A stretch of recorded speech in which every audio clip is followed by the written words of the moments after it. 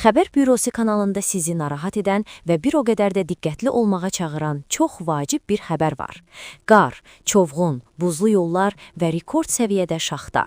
Sinoptiklər xəbərdarlıq edir.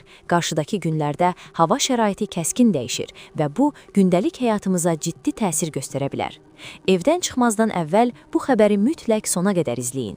Milli Hidrometeorologiya Xidmətinin yaydığı rəsmi məlumata əsasən, Bakıda və Abşeron yarımadasında yanvarın 19-u axşam saatlarından 21-i səhərədək hava şəraiti arabir yağıntılı olacaq. Bəzi ərazilərdə sulu qar, bəzi yerlərdə isə birbaşa qar yağacağı gözlənilir. Məlumata görə yağıntılar ayrı-ayrı vaxtlarda intensivləşə bilər. Bu da yollarda sürüşkənlik və nəqliyyatda çətinliklərin yaranmasına səbəb ola bilər. Xüsusilə küləkli hava ilə birlikdə qısa müddətli çovğun ehtimalı yüksəkdir. Temperatur göstəricilərinə gəlincə, yanvarın 19-undan 20-sinə keçən gecə havanın minimal temperaturu 0 dərəcəyə yaxın olacaq. Lakin yanvarın 21-22-si gecə saatlarında temperatur 0-3 dərəcə şaxtayadək enəcək. Azərbaycanın rayonlarında isə vəziyyət daha sərt olacaq. Qeyri-sabit hava şəraiti yanvarın 21-i gündüzədək davam edəcək. Arabir yağıntı, sulu qar və qar müşahidə olunacaq. Bəzi bölgələrdə isə yağıntının intensiv və güclü olacağı ehtimal edilir.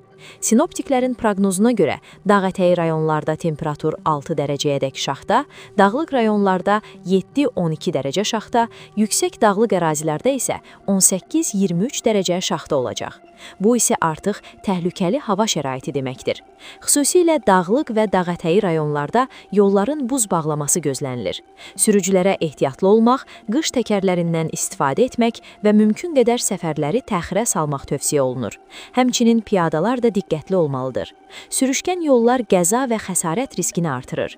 Mütəxəssislər mümkün qədər evdən çıxmamağı, çıxmalı olduqda isə ehtiyat tədbirlərinə ciddi əməl etməyi məsləhət görür. Sizcə bu şaxtalı və qarlı hava gündəlik həyatımıza necə təsir edəcək? Qar yağışı sizi sevindirir, yoxsa narahat edir? Fikirlərinizi mütləq şərhlərdə yazın. Xəbərləri ilk siz öyrənmək istəyirsinizsə, kanala abunə olmağı, videonu bəyənməyi və bildiriş zəngini aktiv etməyi unutmayın. Xəbər bürosu daim sizin yanınızdadır.